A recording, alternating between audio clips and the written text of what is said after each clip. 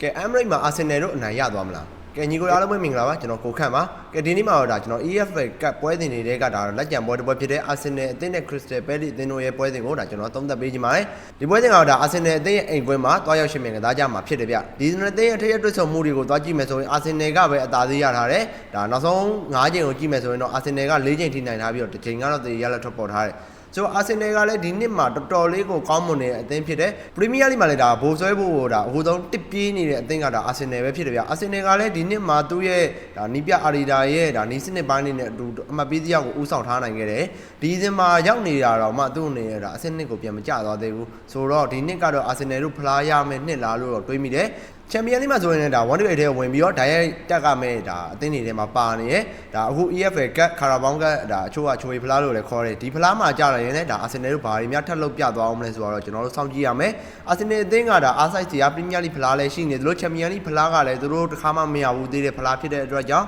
ဒါရယူသွားဖို့အတွက်ကိုဒါအားစိုက်ကမှာဖြစ်တယ်ဗျ Premier League ဖလားဆိုရင်လည်းသူတို့ဝေးကွာနေတယ်တော်တော်လေးကိုကြာနှစ်ပေါင်းများစွာကြာနေပြီဆိုတော့ဒီဖလားကိုလည်းသူတို့ပြန်လဲပြီးတော့လန်ဒန်ကိုခေါ်လာနိုင်ဖို့အတွက်ကိုဒါအဆောင်ကုန်စူးစမ်းနေဆိုတော့အားစိုက်ရမှာနှစ်ခုဖြစ်တယ်ဒီအားကြောင့်ဒါဒီနေ့ EFL ကတ်ဒီမှာတော့သူ့အနေနဲ့ဒါလူစင်းရင်ကိုတော့ခြေလဲပြီးတော့သုံးလာမှဖြစ်တယ်ဒါလူစင်းရင်အပြည့်စုံတော့ထုတ်လာအောင်မယ်လို့ကျွန်တော်မထင်ဘူးပြီးွားရင်လည်းဒါကျွန်တော်တို့ Christmas ဒါကစားသမားနားရက်လည်းရှိသေးရပေါ့နော်ဒီကြားထဲမှာတော့ကစားသမားတွေအပြည့်အဝနားခိုင်းထားအောင်မယ်လို့ကျွန်တော်မြင်မိတယ်ဒါကြောင့်လည်း Arsenal တို့အနေနဲ့ဒါအရင်ကစားသမားတော်တော်များများသုံးလာပြီးတော့အဓိကကစားသမားတစ်ယောက်နှစ်ယောက်လောက်နဲ့ပဲဒါထိမ့်ပြီးတော့ကစားလာမယ်လို့ကျွန်တော်မြင်တယ်ကဲတစ်ဖက်က Crystal Palace ကိုကြည့်မယ်ဆိုရင်တော့ Crystal Palace ကဒီယာတီမှာဒါမဆိုးဘူးလို့ပြောလို့ရတယ်သူ့အနေနဲ့အသင်းကြီးတိုင်းကိုတော်တော်လေးဒုက္ခပေးထားနိုင်တယ်ဒါပေမဲ့လည်းဒါဒီနောက်ပိုင်းပွဲစဉ်တွေမှာဒါခြေချော်ထားရပေါ့နော်နောက်ဆုံး3ပွဲစတိုက်ဒါသူတို့အနေနဲ့ဒါကြီးမအောင်ထားသေးဘူးဒီနေ့ပွဲမှာတော့ဒါကြီးပြန်အောင်နိုင်သလိုဒါနိုင်ဖို့အတွက်လည်းဒါရန်ကုန်တို့များတယ်လို့ကျွန်တော်အနေနဲ့မြင်တယ်။ဘာကြောင့်လဲဆိုရင်ဒါ Arsenal တို့ကနည်းနည်းပေါ်ရောနေရဲ့အချိန်မှာဒါ Crystal Palace တို့ကအားစိုက်စီကဒီဖလားနဲ့ FA Cup နှလုံးရှိရဲပြီးတော့ဒါကျွန်တော်တို့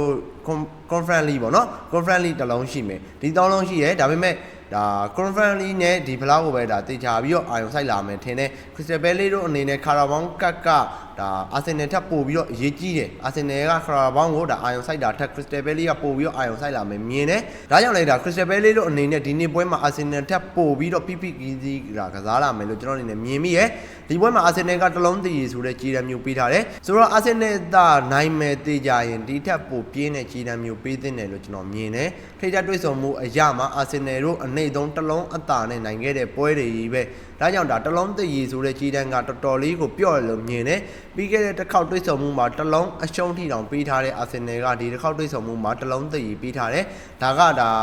ါအဓိကကစားသမားအချို့မပါဝင်လာနိုင်တာကြောင့်လည်းဖြစ်တယ်အရန်ကစားသမားလူငယ်ကစားသမားတွေနဲ့တွဲဖက်ပြီးတော့ပွဲထွက်လာမှာကြောင့်လို့လည်းကျွန်တော်အနေနဲ့မြင်မိရဲ့ဒါကြောင့် Arsenal တို့ကြီးပြော့လာလို့ထင်တယ်ဒါကြောင့်ဒီလိုကြီးတန်းမှာ Arsenal တို့နိုင်ခဲ့ရင်တော့မှတလုံးထပ်မပိုတဲ့နိုင်ခြင်းမျိုးလို့ကျွန်တော်မြင်တယ်ဒီပွဲကိုဒါကျွန်တော်